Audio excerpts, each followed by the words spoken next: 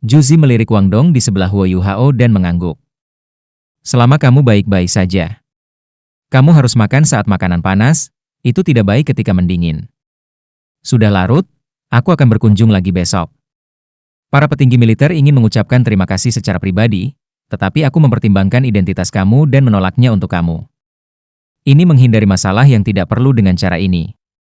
Terima kasih, Huo Yuhao menjawab dengan tulus, kami hanya berjuang untuk membantu kamu dan Keke, bukan untuk Kekaisaran Sanmun untuk memadamkan pemberontakan ini. Yang terbaik adalah kita tidak bertemu mereka. Juzi berkata, ya. Nikmati makananmu, kami akan pergi dulu. Dia memaksakan senyum pada Huo Yuhao sebelum dia keluar dengan hati yang berat. Keke menarik lengan baju Juzi, tapi dia hanya menatapnya dengan tatapan tajam. Keke biasanya lurus dan santai, tapi dia tampak agak lemah lembut ketika dia menjulurkan lidah dan mengikuti Juzi pergi. Huo Yuhao menyaksikan bayangan mereka menghilang di kejauhan. Dia sedikit bingung ketika dia bergumam, mengapa tidak merasa seperti kita menyelamatkan mereka, tetapi seperti kita malah menyinggung mereka? Wang Dong tersenyum dan berkata, tidak bisakah kau katakan? Dia sangat menyukaimu, dan merasa sangat bertentangan. Namun, dia permaisuri sang pangeran, jadi kau harus berhati-hati. Jangan seret aku denganmu jika terjadi sesuatu. Huo Yuhao membentak, makan, makan. Berhenti semburan omong kosong. Dia merasa sedikit sedih ketika melihat ekspresi di wajah Juzi, dan dia hampir ingin menghentikannya untuk bertanya tentang hal itu. Namun, dia ingat bahwa Juzi adalah tunangan putra mahkota, dan jalan mereka di depan ditakdirkan untuk tidak pernah berpotongan, jadi dia harus menelan emosinya. Lebih baik begini, sehingga dia tidak akan menyebabkan masalah ketika dia seharusnya melepaskan dan tidak melakukannya. Sentimen ini mirip dengan apa yang dikatakan Juzi ketika dia menangis di samping tempat tidurnya, kita seharusnya tidak pernah bertemu lagi. Baik dia dan Juzi mengenali keretakan yang tidak dapat diatasi di antara mereka, dan mereka mengerti bahwa yang terbaik adalah mereka tidak berinteraksi terlalu banyak. Makanannya lezat, Huo Yuhao dan Wang Dong sedikit terkejut. 4 daging dan 4 hidangan sayuran, dan semuanya hangat. Jelas tidak akan mudah bagi mereka untuk menyiapkan makanan yang mewah seperti ini di dalam kamp militer mereka. Supnya kental dan kaya, dan Huo Yuhao tahu dengan pengalamannya dalam memasak bahwa ini adalah rasa yang hanya dapat dicapai setelah menyiapkan makanan untuk sepanjang hari. Wang Dong menemukan makanannya enak, tetapi Huo Yuhao bisa merasakan lebih dari itu. Meskipun Juzi tidak mengatakan apa-apa kepadanya, Huo Yuhao bisa merasakan banyak hal yang berbeda dalam makanan ini. Dari 8 hidangan, 3 asam, dan asam ke berbagai tingkat, 2 manis, dan sisanya pahit, pedas, dan asin. Dia bisa mencicipi campuran 5 rasa berbeda dalam makanan sederhana, dengan penekanan pada rasa asam dan manis. Dia adalah putri dari koki terkenal, jadi dia pasti bisa membuat hidangan ini seperti yang dia inginkan. Ada tenda besar yang sama tidak jauh dari Huo Yuhao dan Wang Dong. Keke menatap Juzi dengan ekspresi bingung di wajahnya. Mengapa kamu bertingkah sangat aneh hari ini, Juzi? Apakah kamu? Juzi menggelengkan kepalanya dengan lembut. Keke berlari ke pintu masuk dan menjulurkan kepalanya keluar.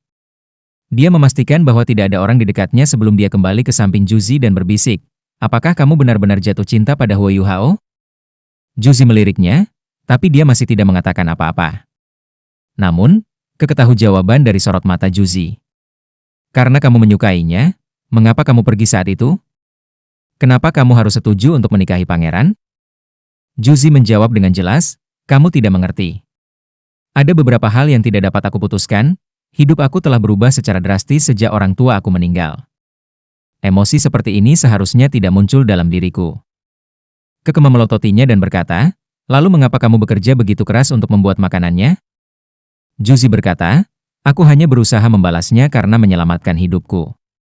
Keke mengangkat suaranya sedikit dan berkata, tidak, itu sama sekali tidak benar. Sudah lama sekali sejak aku melihat kamu begitu fokus. Ketika kamu memasak untuknya, seluruh aura kamu terasa berbeda. Itu bukan hanya fokus di mata kamu, aku melihat kehangatan dan kelembutan. Juzi bergidik. Kamu berbicara terlalu keras. Apakah kamu ingin seluruh camp mendengarkan kamu? Keke melunak dan berkata, jangan terlalu keras pada dirimu sendiri, Juzi. Apa gunanya? Juzi tersenyum, tapi ada sedikit kesedihan dalam semua keindahan itu. Kamu tidak akan mengerti. Apakah kamu benar-benar berpikir aku cocok untuknya? Apakah kamu lupa bahwa aku lebih tua darinya beberapa tahun? Orang macam apa dia? Dan orang macam apa aku? Kamu sudah tahu status aku. Aku hanya salah satu bidak catur pangeran, dan bidak catur yang akan sepenuhnya hancur sampai tidak bisa digunakan. Yang bisa aku lakukan adalah memainkan peran aku sebagai bidak catur. Apa aku harus menyeretnya ke dalam kekacauan ini? Keke membungkuk di samping telinganya. Tapi kamu bisa kabur. Juzi tersenyum lagi, tetapi senyumnya sekarang adalah salah satu dari kesedihan. Kamu masih tidak mengerti. Perasaan tidak bisa memberi kamu kebahagiaan hanya dari angan-angan.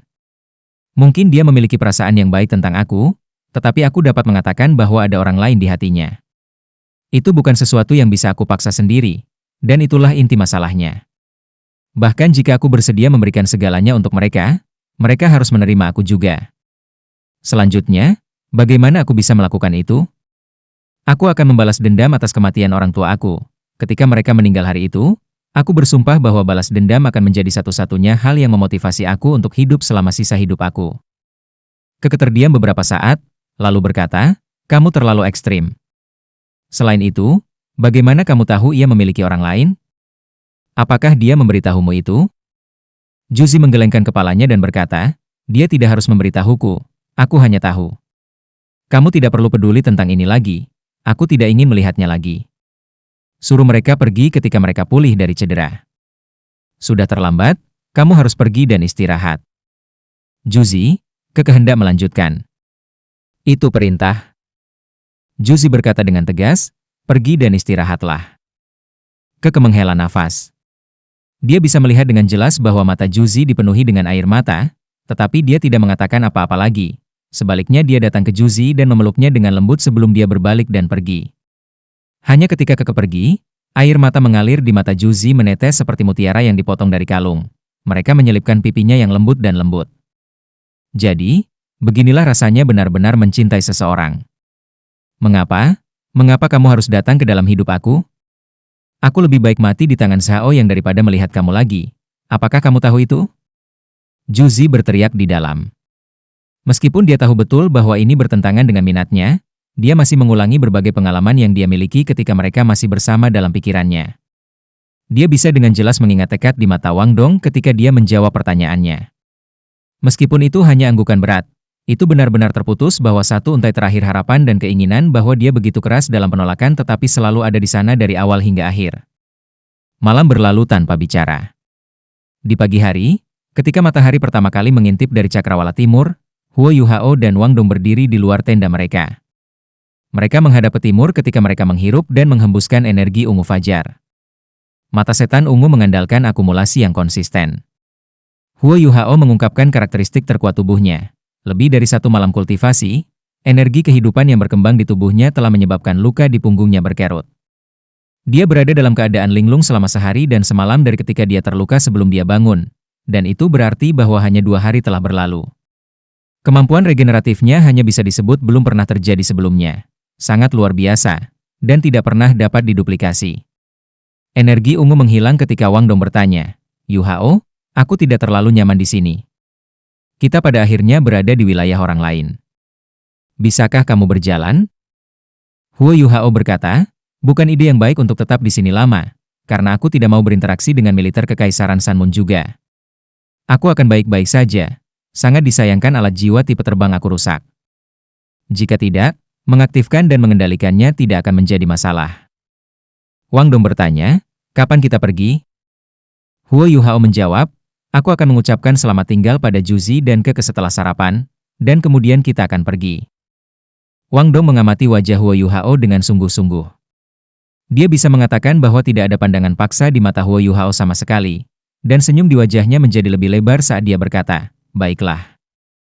Keke mengirim sarapan kali ini.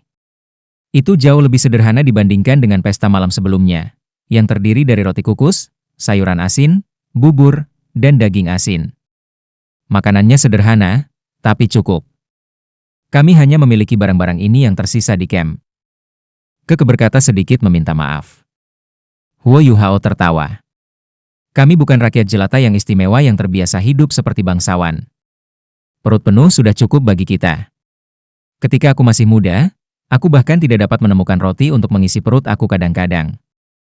Bagaimana aku bisa pilih-pilih dengan roti kukus putih yang harum dan besar?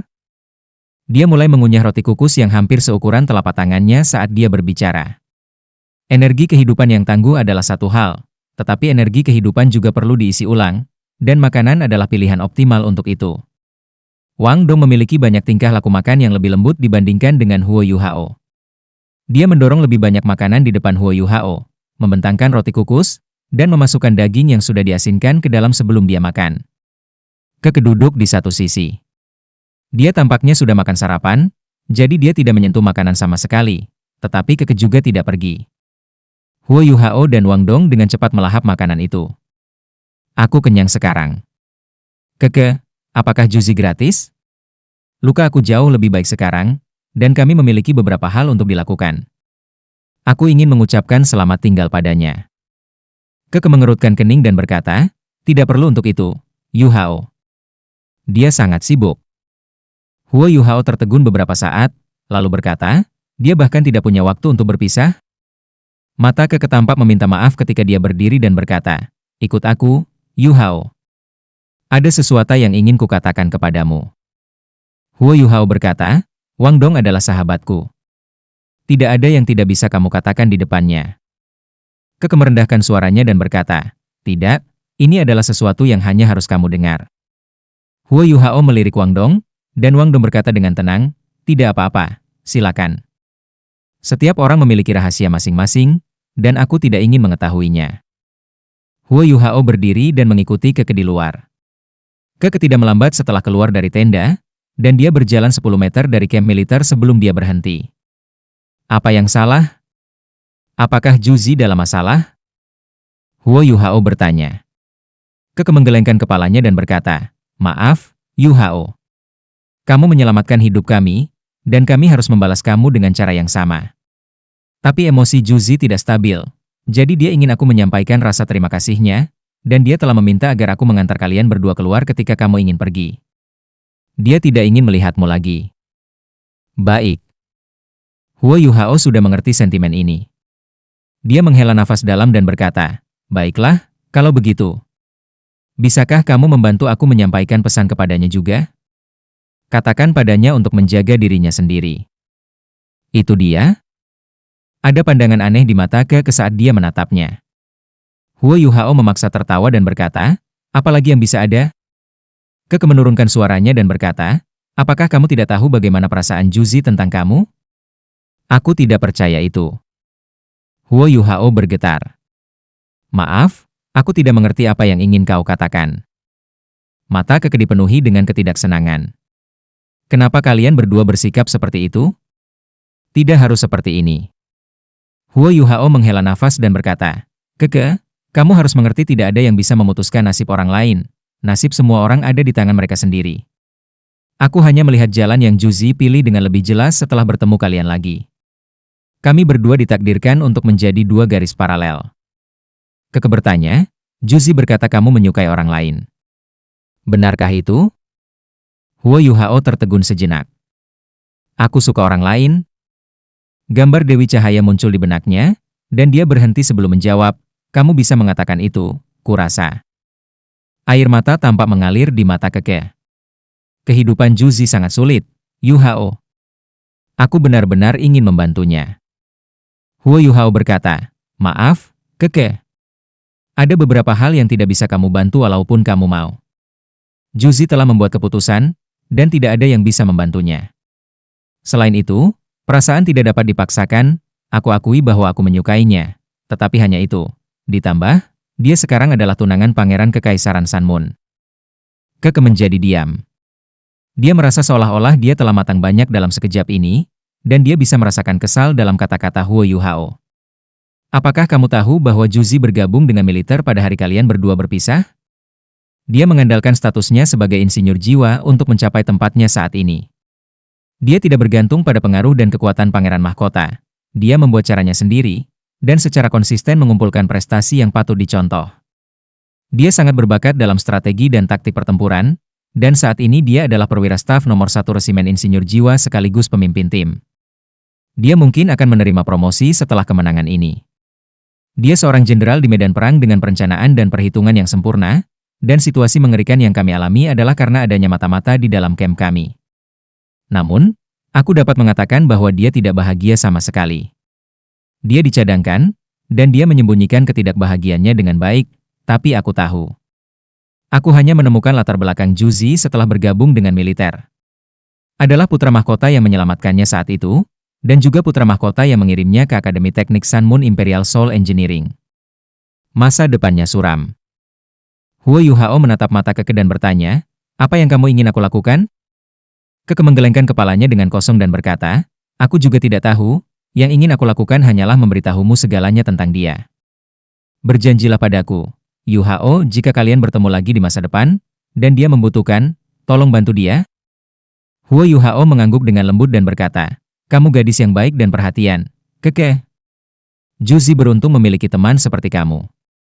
Kalian berdua akan selalu menjadi teman aku, sama seperti saat ini, ketika kami datang kepada kamu tanpa berpikir dua kali.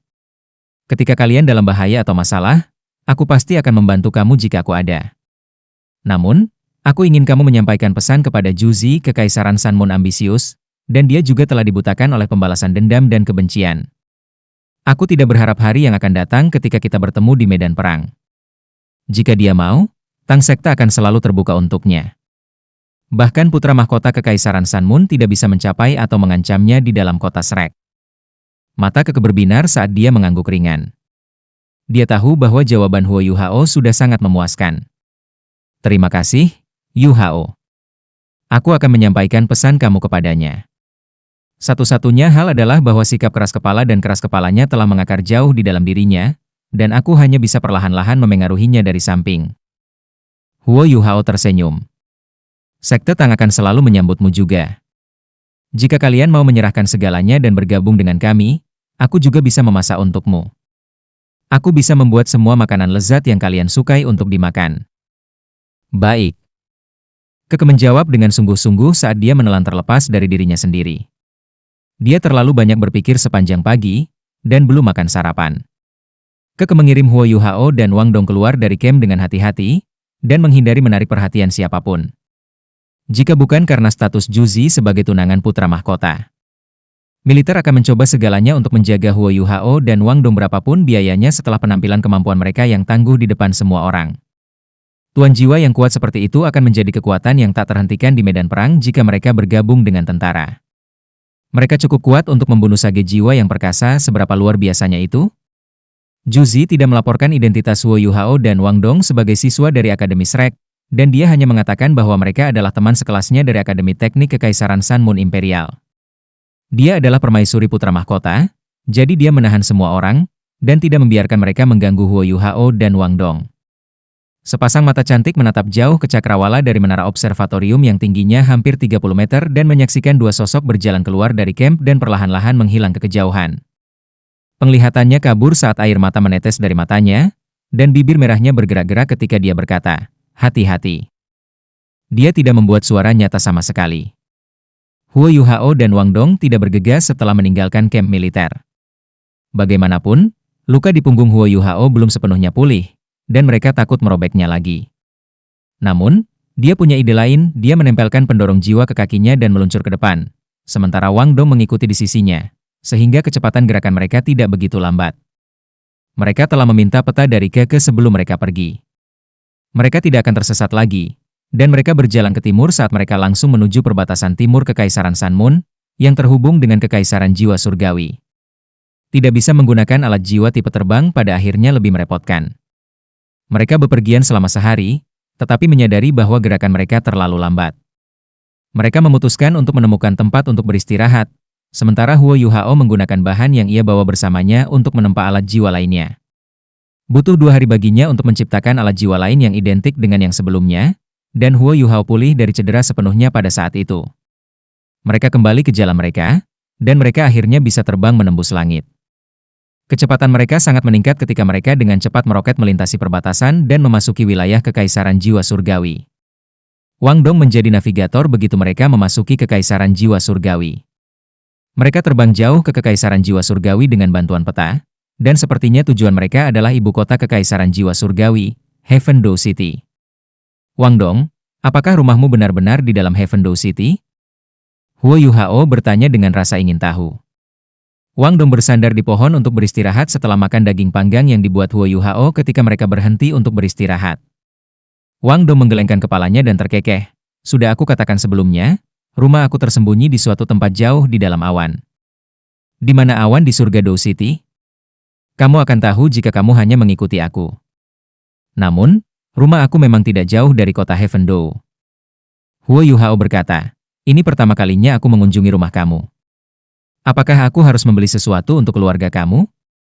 Kamu masih belum memberitahu aku apa yang sebenarnya dilakukan keluarga kamu, bahkan sekarang. Apakah kamu seorang kawan? Kamu tidak mungkin menunggu aku untuk mempermalukan diri sendiri, bukan? Wang Dong terkikik dan berkata, ya? Kamu sudah menebaknya. Bagaimanapun, kamu memiliki beberapa standar. Huo Yuhao berkata dengan marah, apa untungnya bagimu jika aku mempermalukan diriku sendiri? Aku temanmu, dan itu akan terlihat buruk bagimu jika aku mempermalukan diriku sendiri. Selanjutnya, kamu masih harus memperkenalkan saudara perempuan kamu kepada aku. Jika aku meninggalkan kesan buruk pada anggota keluarga kamu, bagaimana aku akan terus bergaul dengan mereka di masa depan? Wang Dong tertawa dan berkata, oh, tolong. Jangan khawatir, anggota keluarga aku ramah, dan mereka tidak memiliki banyak formalitas tradisional. Yang harus kamu lakukan adalah berada di sana. Namun, saudara perempuan aku adalah mutiara keluarga. Aku berbicara tentang kamu ketika aku kembali ke rumah, dan aku pikir mereka akan mengevaluasi kamu sebentar saat kamu di sana. Kamu harus menjaga semangat kamu. Huo Yuhao mengangguk dan berkata, pasti. Aku tidak seburuk itu. Wang Dong berkata dengan serius, Yuhao, jika kamu ingin menikahi saudara perempuanku di masa depan, penampilanmu pasti luar biasa, karena anggota keluargaku sangat pemilih. Aku memberi kamu vaksinasi, jadi jangan takut atau menunjukkan kelemahan ketika saatnya tiba. Anggota keluarga aku juga ahli jiwa, jadi aku membayangkan mereka juga akan menguji kemampuan kamu dan kekuatan pertempuran kamu. Tentu saja, mereka lebih peduli dengan kepribadian kamu. Huo Yuhao menjadi semakin bingung semakin Wang Dong berbicara. Dia ingin mengajukan lebih banyak pertanyaan, tetapi Wang Dong menolak untuk mengatakan apa-apa lagi, jadi dia memutuskan untuk berhenti, karena mereka akan segera tiba. Mereka terbang melintasi langit dengan kecepatan luar biasa. Huo Yuhao agak jauh dari Wang Dong di tingkat kultivasi, tetapi kekuatan jiwanya sangat ulet. Kalau tidak, dia tidak akan bisa mengejar Wang Dong begitu lama saat itu. Mereka berdua beristirahat sebentar setiap 2 jam dan berjalan sebentar untuk memulihkan kekuatan jiwa mereka sebelum mereka terus terbang.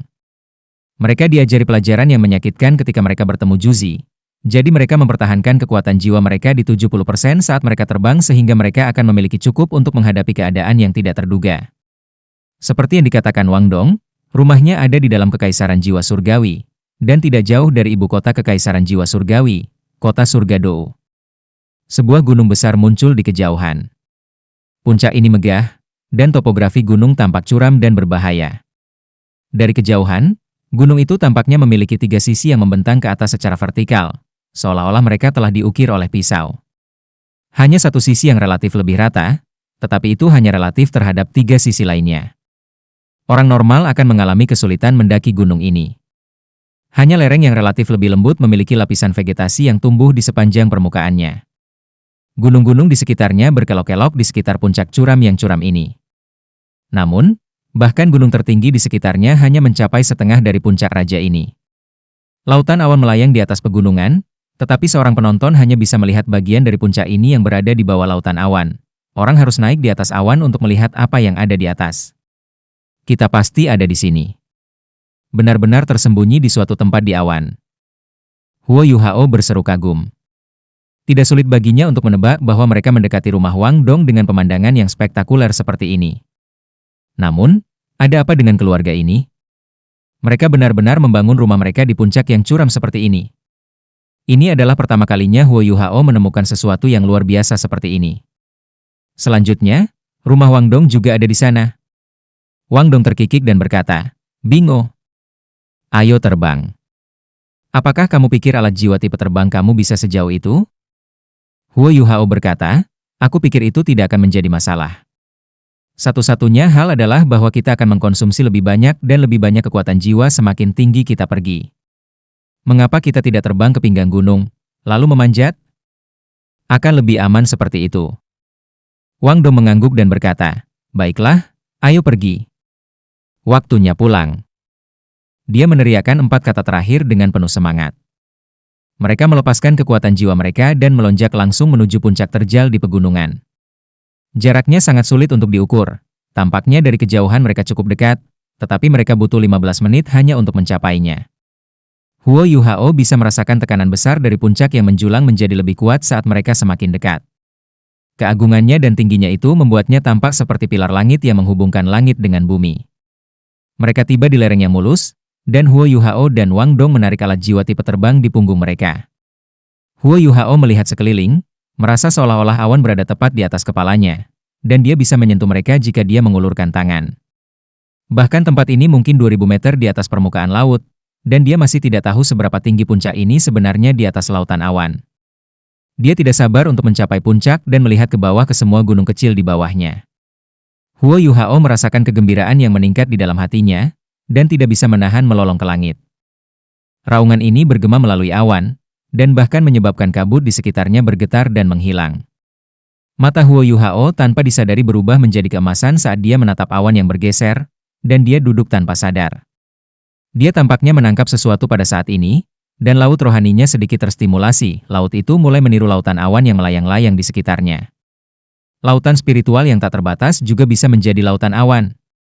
Dia duduk di sana dengan kaki bersilang saat dia menatap ke kejauhan dengan mata berbinar. Seluruh tubuhnya berhenti bergerak. Wang Dong mendarat di gunung satu langkah setelah Huo Yuhao melakukannya, dan dia segera mendeteksi transformasi mendadak Huo Yuhao. Orang lain mungkin akan mendesak Huo Yuhao untuk bergegas ke atas gunung, tetapi bukan dia. Dia terlalu akrab dengan Huo Yuhao, dan Wang Dong segera menyadari setelah mengamati sorot matanya dan kekuatan jiwa berdesir di sekujur tubuhnya bahwa ada sesuatu yang terjadi pada Huo Yuhao. Pencerahan tiba-tiba? Apakah ini pencerahan mendadak yang dibicarakan guru kita? Wang Dong dengan jelas ingat bahwa tetua MU pernah berkata bahwa guru jiwa dapat memperoleh lebih banyak dari 1 saat pencerahan tiba-tiba daripada dari 10 tahun berkultivasi bekerja keras. Hal seperti itu tidak akan meningkatkan kultivasi kamu, itu mendorong batas kembali. Untuk guru berjiwa spiritual seperti Huo Yuhao, mendorong batas seseorang dan memperluas ruang lingkup sedikit lebih penting.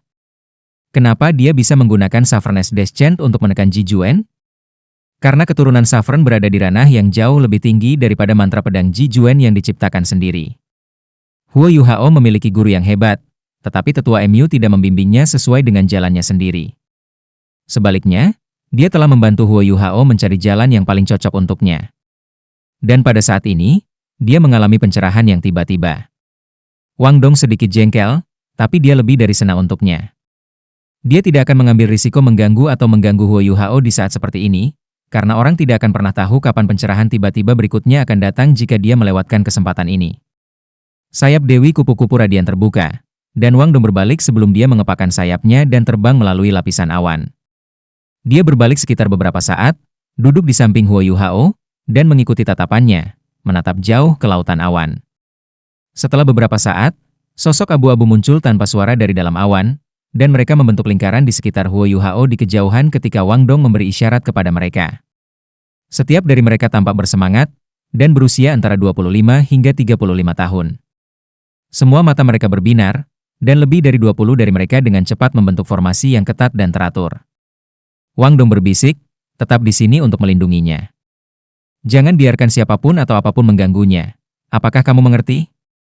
Aku akan mengunjungi paman tertua dan paman kedua aku. Semua sosok berjubah abu-abu membungkuk ke arahnya dengan hormat, dan tidak mengeluarkan suara saat mereka menghadap keluar, punggung mereka ke Huo Yuhao. Wang Dong melirik Huo Yuhao sekali lagi, dan kemudian terbang menembus awan hanya setelah dia memastikan bahwa Huo Yuhao baik-baik saja. Huo Yuhao sendiri tidak tahu seperti apa keadaannya saat ini. Yang bisa dia rasakan hanyalah pikirannya kosong total, sementara laut spiritualnya beriak lemah dan berirama. Laut spiritualnya awalnya cair, tetapi kabut emas sekarang mulai menguap dari permukaannya. Kabut itu pucat dan tipis, tetapi meniru lautan awan di depannya dan perlahan-lahan terbentuk. Laut tidak terbatas, dan tidak ada habisnya. Transformasi dalam kekuatan spiritualnya tidak sekuat perubahan kualitatif terakhir, tetapi memberi Huo Yuhao sensasi yang berbeda. Pencerahan mendadaknya paling baik digambarkan dengan 2 kata, transformasi dan konversi. Dia selalu menggunakan kekuatan spiritualnya secara langsung. Kekuatan spiritual selalu menjadi kekuatan yang serupa dengan kekuatan jiwa baginya. Namun, dia sekarang mulai menangkap bentuk lain dari kekuatan spiritual pada saat ini ketika dia mengalami perubahan mendasar dalam pemahamannya tentang itu. Kekuatan spiritual berbeda dari kekuatan jiwa. Kekuatan spiritual berada pada tingkat yang lebih tinggi, tetapi itu tidak dapat digunakan secara langsung dan diaktifkan seperti kekuatan jiwa. Sirkulasi kekuatan spiritual juga secara empiris berbeda dari sirkulasi kekuatan jiwa. Kekuatan jiwa menekankan menyerap vitalitas langit dan bumi untuk penggunaan pribadi, dan itu adalah kekuatan yang lahir dari jiwa bela diri. Di sisi lain, kekuatan spiritual adalah representasi dari kekuatan roh seseorang. Itu adalah sesuatu yang dimiliki setiap makhluk hidup, dan itu juga salah satu kekuatan yang paling empiris dan asli, sementara juga fondasi bagi kemampuan seseorang untuk mengaktifkan kekuatan jiwa. Laut spiritualnya diubah menjadi uap dari bentuk cair. Transformasi itu tidak terlalu bagus, karena sepertinya tetap berair. Namun, proses transformasi ini sangat berharga bagi Huo Yuhao. Itu berarti bahwa secara bertahap dia akan lebih memiliki kendali atas kekuatan rohaninya, dan dia dapat lebih memahami perpaduan antara kekuatan rohaninya dan keterampilan jiwanya. Ini tidak hanya mewakili menggunakan keturunan Saffron untuk menggabungkan mereka. Dia akan mendapatkan pemahaman yang lebih dalam pada tingkat spiritual, sehingga dia bisa memiliki kontrol lebih besar atas segalanya. Wang Dong kembali setelah sekitar 1 jam ke sisi Huo Yuhao. Tepat ketika dia mempersiapkan dirinya untuk menunggu selama yang dia butuhkan, tubuh Huo Yuhao bergeser, dan cahaya keemasan di matanya perlahan-lahan surut. Apakah sudah selesai? Sangat cepat? Wang Dong tidak tahu bahwa Huo Yuhao berada dalam keadaan meditasi selama hampir setengah tahun karena perubahan kualitatif semangatnya, jadi dia tidak tahu bahwa kekuatan spiritual Huo Yuhao telah melalui perubahan kualitatif. Pencerahan yang tiba-tiba ini hanya membantunya lebih memahami kekuatan rohaninya. Lapisan kabut putih pucat naik dari tubuh Huo Yuhao. Angin yang bertiup melewati pegunungan itu kuat, tetapi mereka tidak bisa menyentuh kabut yang datang dari tubuhnya. Kabut putih perlahan melayang ke atas, dan perlahan-lahan mengambil bentuk bunga putih bersih di atas kepalanya. Huo Yuhao mengangkat kepalanya dan menarik napas panjang. Bunga putih yang sangat besar dikembalikan ke bola berkabut dan mengalir melalui hidungnya. Hei! Huo Yuhao tiba-tiba meraung ke langit. Lapisan cahaya keemasan berkabut mengalir keluar dari tubuhnya dalam sekejap itu ya, dari seluruh tubuhnya, dan bukan hanya kepalanya. Selama proses erupsi kabut cahaya keemasan, Wang Dong dan sosok berjubah abu-abu yang berjaga-jaga bisa merasakan semangat mereka redup, karena semua yang ada di sekitar mereka menjadi keruh dan buram. Huo Yuhao menarik pikiran dan hatinya, sementara matanya mengalir dengan cahaya ilahi. Mata takdir di dahinya terbuka, dan kabut cahaya emas yang meresap langsung berubah menjadi bintik-bintik cahaya yang mengalir saat mereka kembali ke tubuhnya. Dia mengangkat kepalanya dan menatap awan yang bergulir di atasnya. Dia membuka matanya lebar-lebar, ketika sinar ungu emas berkedip sekali dan menghilang. Cahaya tidak keluar kali ini, tetapi mata rohnya sekarang berbeda warna. Pusaran air yang luar biasa muncul di lautan awan di kejauhan dan berputar dengan penuh semangat. Pusaran air menyebabkan awan dan kabut di sekitarnya melonjak menembus langit, dan berlangsung sekitar 10 detik sebelum ditelan oleh lautan awan yang luas sekali lagi. Oh! Huo Yuhao mengorientasikan dirinya, dan hanya ada kegembiraan di matanya. Pencerahan yang tiba-tiba ini tidak diragukan lagi memberinya kendali lebih besar atas kekuatan rohaninya, dan itu akan bermanfaat bagi kultivasinya. Memiliki lebih banyak kendali atas rohnya berarti dia akan memiliki kontrol yang lebih baik dalam menggunakan kekuatan spiritualnya untuk memanipulasi kekuatan jiwa, dan kontrol yang lebih baik secara alami berarti kecepatan kultivasi yang lebih cepat. Ketika dia tiba-tiba menemukan orang-orang berjubah abu-abu di sekitarnya, dia langsung merasa semua orang menatapnya seolah-olah dia adalah monster. Jelas bahwa mereka tidak tahu apa yang baru saja terjadi. Bahkan Wang Dong, yang berada di samping Huo Yuhao, tidak tahu apa yang terjadi. Apakah kamu baik-baik saja, Yuhao? Suara Wang Dong menurunkan alarm dan menjaga bahwa Huo Yuhao baru saja mengangkat. Aku baik-baik saja. Aku pikir aku tiba-tiba memahami sesuatu, aku pikir inilah yang disebut oleh guru kami sebagai pencerahan mendadak. Huo Yuhao menggaruk kepalanya saat berbicara dengan sedikit malu. Wang Dong membentak, tidakkah kamu merasa malu mengatakan itu? Pencerahan mendadak kamu baik-baik saja, tetapi kamu membuat aku sangat khawatir. Untungnya, itu tidak butuh waktu lama. Huo Yuhao terkekeh dan berkata, aku harus menangkap kesempatan ketika itu datang pada aku. Maaf. Apakah ini anggota keluargamu? Dia menunjuk ke orang-orang berjubah abu-abu di sekitar mereka ketika dia berbicara.